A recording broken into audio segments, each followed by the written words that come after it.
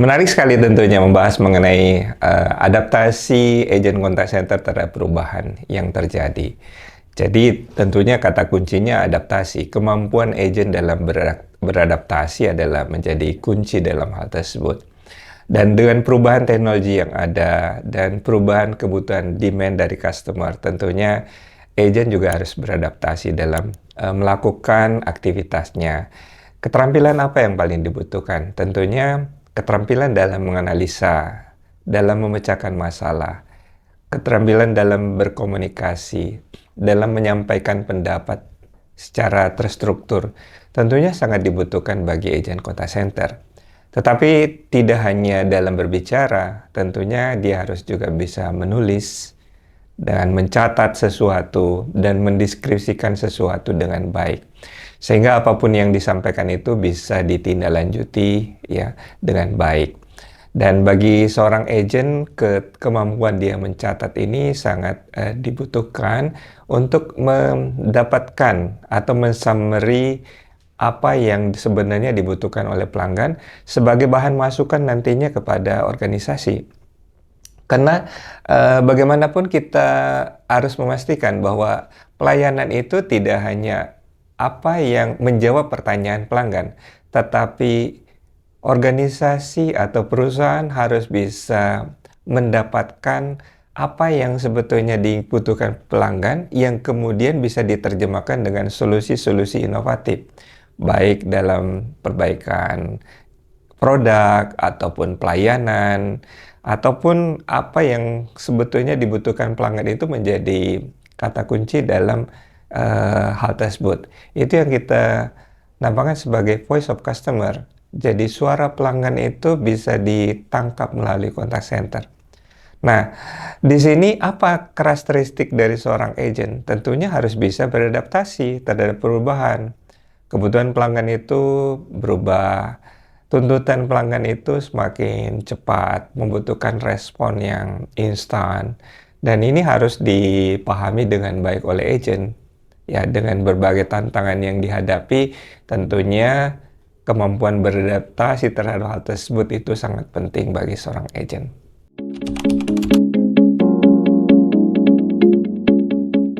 Di dalam suatu organisasi, yang saya perhatikan di contact center itu adalah masalah kewenangan. Ya, sebetulnya sih kemungkinan besar bahwa suatu proses itu sudah didefinisikan dengan baik. Tetapi masalahnya adalah kewenangan. Tentunya kewenangan menindaklanjuti terhadap unit-unit terkait itu menjadi tantangan. Karena sebagian besar informasi yang disediakan oleh agent sebetulnya itu sudah tersedia, baik di website ataupun aplikasi mobile, itu banyak disediakan.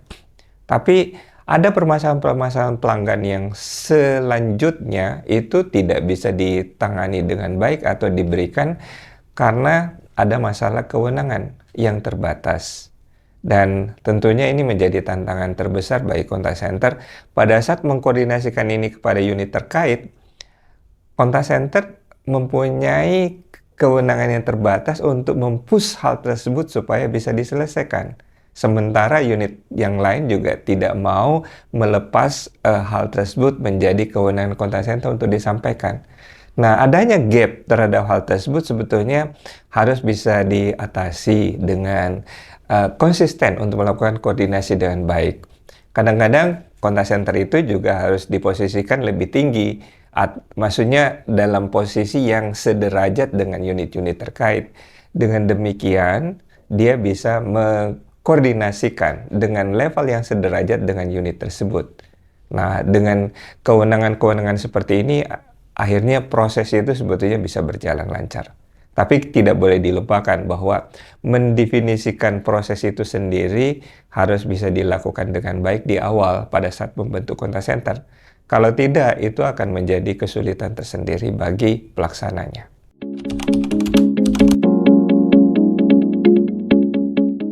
Pada dasarnya perkembangan dunia pelayanan itu dari tahun ke tahun itu selalu berubah ya.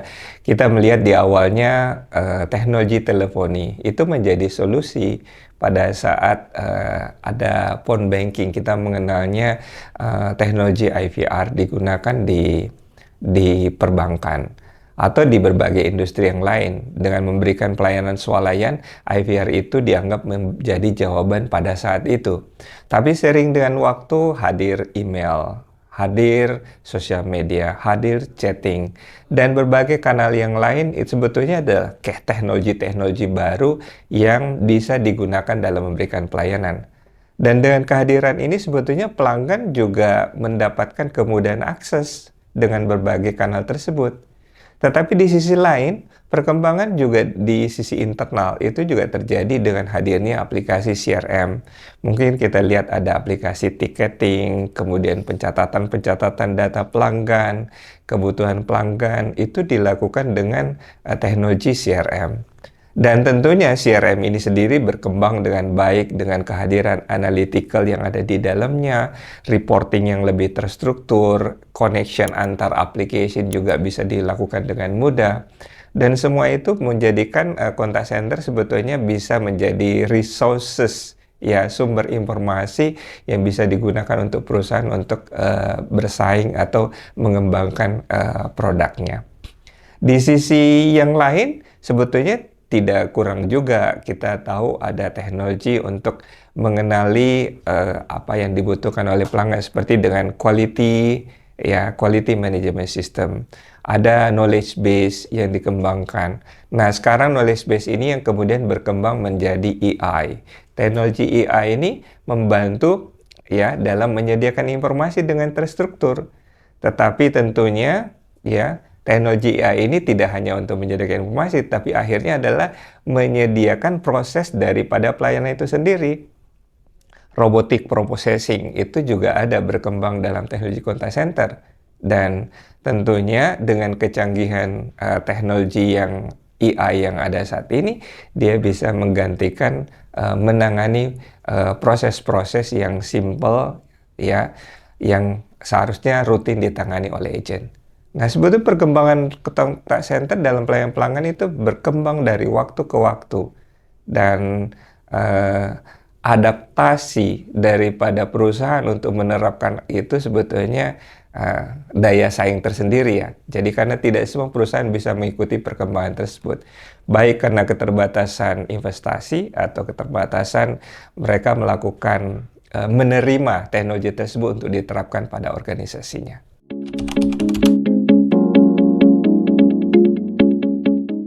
Tentunya dari semua tadi ya, kita berbicara mengenai kompetensi, kita berbicara mengenai proses dan teknologinya, ya harapannya bahwa ini bisa diintegrasikan dengan baik. Teknologi yang baik tanpa kompetensi agent yang memadai tentunya juga tidak akan maksimal. Tapi kita tidak boleh hanya melihat dari sisi agentnya. Dari organik yang ada di dalam mendukung contact center itu juga perlu. Dari trainer, quality assurance, kemudian knowledge base management, reporting. Semua unsur ini sebetulnya berpengaruh terhadap bagaimana contact center itu bisa berjalan dengan efektif dan memberikan kontribusinya. Tapi sangat penting bahwa bagi organisasi atau perusahaan, bagaimana melihat peranan contact center ini bisa memberikan kontribusi bagi organisasinya. Karena kalau misalnya diposisikan bahwa contact center itu hanya untuk menjawab pertanyaan, maka akan jadi sangat rendah ininya. Jadi hanya menggantikan website, menggantikan mobile application. Tapi pada saatnya kita melihat bahwa perkembangan mobile application harus didukung oleh agent. Pada saat pelanggan mengalami kesulitan untuk hal tersebut, ada agent yang membantu. Pada saat melakukan transaksi, ada kendala yang dihadapi, agent akan membantu. Tapi tentunya juga harus dilakukan secara proaktif.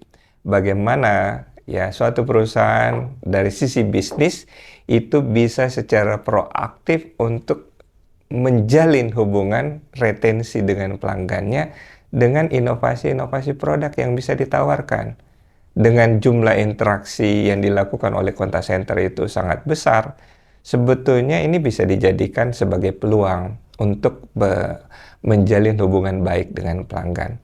Jadi kalau kita melihat bahwa agen-agen yang kompeten itu bisa melihat apa yang dibutuhkan oleh pelanggan, mengedukasi mereka, menganalisis apa yang bisa diberikan, tentunya dengan didukung dengan bisnis proses yang dengan tujuan untuk memberikan kontribusi, dengan aplikasi yang mendukung seperti CRM, AI, analytical-nya, itu akan memungkinkan suatu organisasi bisa menggunakan contact center sebagai daya saing tersendiri.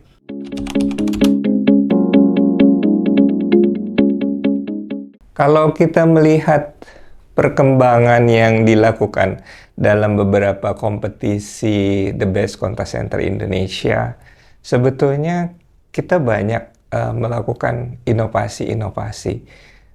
Partisipasi dari peserta dalam mempresentasikan inovasinya, kami rasa bahwa sebagian besar dari mereka siap dengan perubahan-perubahan yang terjadi.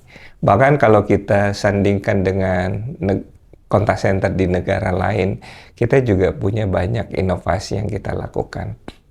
Dan walaupun dalam tentunya masih ada gap tertentu dalam industri tertentu, kita berharap bahwa dengan banyak sharing yang kita lakukan di Asosiasi Contact Center atau Indonesia Contact Center Association, juga di Contact Center Asia Pasifik, kami rasa bahwa kesempatan kita untuk saling belajar, untuk bisa sharing best practice, apa yang terbaik yang bisa dilakukan, dengan demikian mempercepat pembelajaran yang dilakukan bagi rekan-rekan praktisi contact center.